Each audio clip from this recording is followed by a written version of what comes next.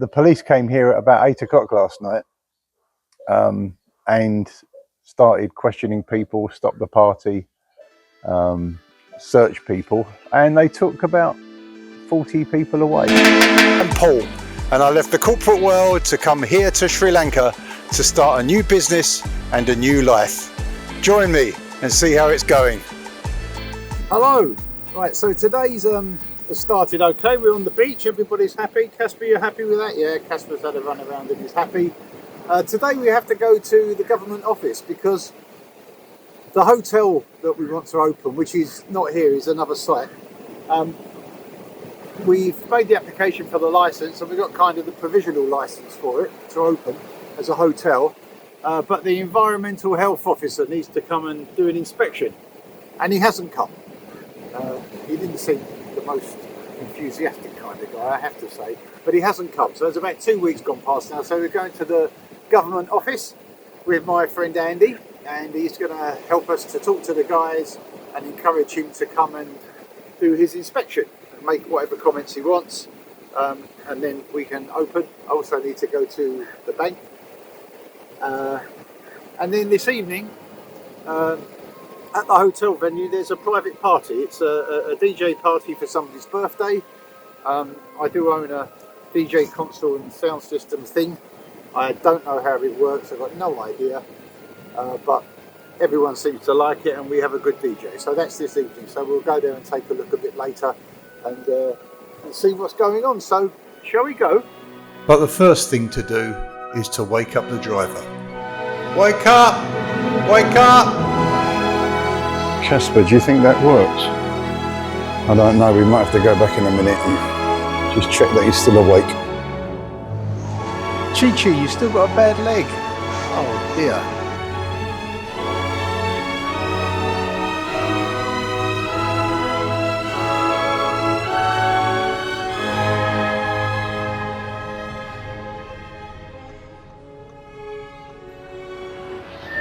I'm heading to HSBC now to pick up my new PIN number because I had a senior moment. I think it was too many things in my head at one time, but I have two cards. I have a UK card and my local card, and the PINs are different but similar. And it was early in the morning and I went to the cash machine here and I was putting in the PIN and not really thinking, and I made a mistake, and I made a mistake 3 times. Which was very stupid, but they blocked me out. So I've just been waiting for the new PIN to arrive, and now I'm going to go and collect it and reset my PIN. It's a bit of a, I don't know, when these things happen, I think it makes you realise you have to stop and just go a bit more slowly to give your brain time to work.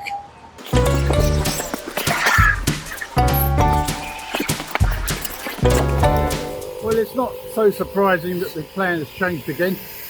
So the intention was that I go with my friend Andy to the government office and to find out why they haven't come and done the inspection to get the licence.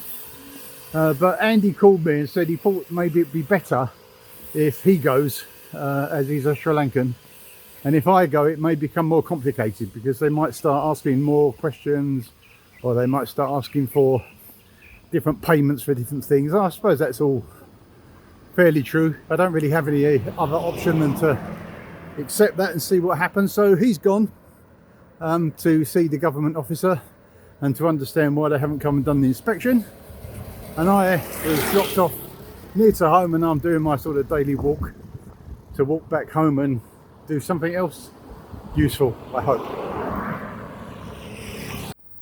Right, now I can show you one of the greatest things about living in Sri Lanka. This is a thing about Sri Lanka I absolutely love.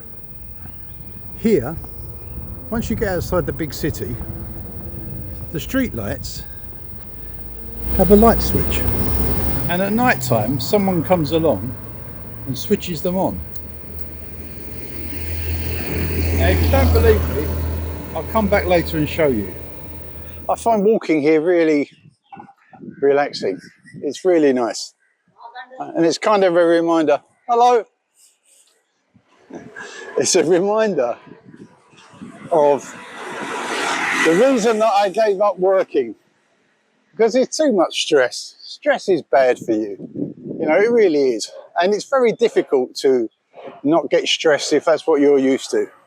And I find that here, really, you want everything to kind of go, you know, naturally. You want to do something. So you write a list, you do a spreadsheet, you know, you do a checklist, and you set a program for when it's going to happen. And not everywhere in the world works like that. You know, so all it really does is it stresses you out. So I find that you have to motivate yourself because you have to do something every day. You know, nothing, if you're doing things for yourself, then nothing happens unless you do something. And it's very easy to just sit and drink cups of tea, looking at the sea. This is very nice. And you can do that here. And some days I do that. But you have to motivate yourself. You have to get on to do stuff. But it's quite important, I think, to not stress too much. You know, if you're programmed from years and years and years of having to go to work and keep up with everything and you know, do the new thing and keep chasing this or, you know, buy this or some new technology that you need to learn about, it just kind of programs your brain to be like that forever. And it's extremely stressful. So you have to kind of, when you change your lifestyle, change your working style, you really have to make sure that you don't just drive yourself into the ground. So here I just make sure that every week I have a few things that I want to get done. I do my best to try to make them happen by my kind of timeline, but that isn't always possible.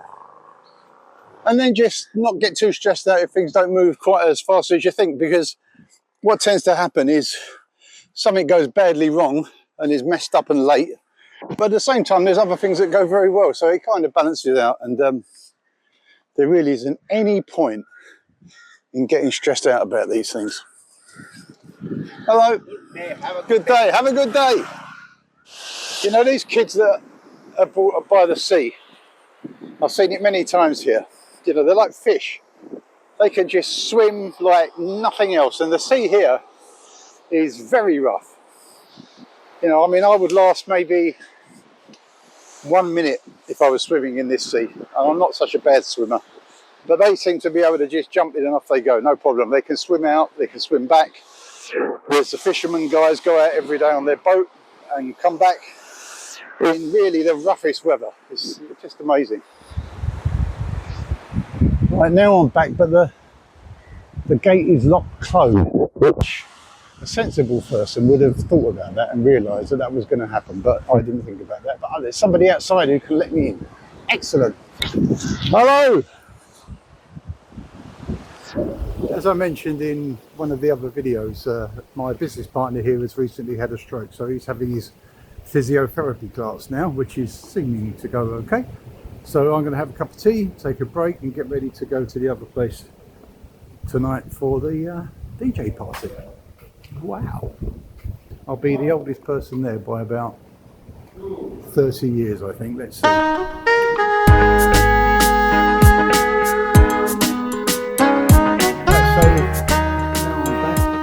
I just called Andy, who tells me that the government officer wasn't in today. He was on holiday today, which is not really surprising. And he's got his direct number, so he can phone him now and try and encourage him to come and make a visit. I think the way that will go is that whatever we do, if it's the most perfect place possible, there will still be some comments. So it's about 90% perfect now. Let him come and make some comments and then we'll deal with them and then we can get the license open. I'm going to take a break now and then go tonight to see how the party's going. I think when I get there I'll be the only Gen X for sure, and I would guess I'll be at least 30 years older than most of the other people. But let's just see what they make of it. So see you back later. So now it's about 9:30 and it's dark. And I'm at the same street light and I'm going to turn it on. Isn't that fantastic? I mean, why don't we do that in the UK? You could walk along the street, you could turn the lights on and off as you want. You could cut the taxis very fast. This is such a good idea. I wonder who comes and turns them off.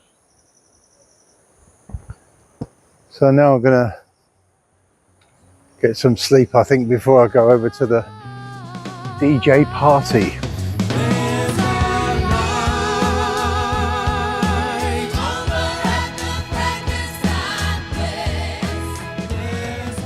Right, so every day here has some kind of drama, and the plan was last night I was going to go over to the other place where the party was, and I was waiting for a call and a pickup at about sort of midnight. So I went to sleep pretty early, about 9 o'clock or something, for a while. And then I slept through and nobody called. But I slept through. Now it's about 6 o'clock in the morning. The sun is sort of going to come up pretty soon. And I had a call to say that there'd been some problem there last night. There'd been some trouble at the party, some problem of some sort. It seems that the police were involved in some way. So I'm now going to get up, have a quick shower, and go over to the other place and see what the situation is. So who knows how today will work out? Who knows? What can we do? Right, so it's early morning. I'm at the hotel now. No great disaster, but I've got it clear what happened now. So we rented out the place for a private party, about 70 people. And we had a permit to have music after 11:30, which was fine, so that's all okay. And there's not really any neighbours here, so there's not really many people to complain. But what then happened was, it seems that somebody came along, either selling drugs or somebody who was something to do with drugs, who was being followed by the police. So the police came here at about 8 o'clock last night, and started questioning people, stopped the party, searched people, and they took about 40 people away in their truck. They talked to the people. So these people are nothing to do with me or any of the people working on this hotel. So they talked to the staff here and the DJ and asked them who they were, what they were doing, and they explained. So they didn't do anything with them. They just took them. That was it. They didn't do anything about the place. So they just kind of stopped the party. So this is, if you're having a music party, then really this is a big issue. It's you can't stop people bringing things. It's just like any bar or club. Anybody can come in and cause trouble. So you just have to be really careful about the people that you're renting out to, and you need to have probably next time more people here to try to keep an eye on what's going on. We spoke to the police on the way here, and they said that there's lots of these sorts of music parties happening at the moment. They're closing a lot of them down. They closed one down earlier in the week, similar thing, but most of it is surrounding either or illegal cigarettes is another one, or illegal alcohol, this kind of thing. So they're just trying to have a clampdown. So, that's how it goes, isn't it? You have to just be really careful about the people that you let in. It's important to not get a reputation to be a den hotel. So we just have to be more careful with the people that come in. I've spoken to a couple of other people, and we're going to put together a kind of a bouncer team so that they can at least be here, to have some sort of older, more serious types of people here when there's an event going on, just to keep people a little bit under control. And I think with these things, what can you do? You just have to have people around who are observing, so that the people here know that they need to behave. Maybe this one, with all the things going on because of my partner being sick and lots of other things happening at once, perhaps we were a little bit kind of lax in making sure we had the right people here. And I think if people come along to a place and they think that it's pretty easy going and secluded, then maybe they just get kind of reckless and irresponsible and all of those things. So that's the lesson learned. No damage done. Everything's in good condition. So that's it really. So it's back I think to the beach place. Some people are coming over to gossip about all what's been going on. So that's it. So I think back to try and get some sleep, and recover for another day and see what excitement comes tomorrow. I really want to get the license sorted out here. This is the main thing, because then we can just open the hotel and then we can have staff here all the time, and then it's much easier to control it. So I'm back now, and I've just been told that the news story is in the Sri Lanka, or in the local news. So the headline says something like Facebook party raided. So and it's pretty basic stuff, but it's sort of telling everybody that the police are trying their best to clamp down on this kind of thing.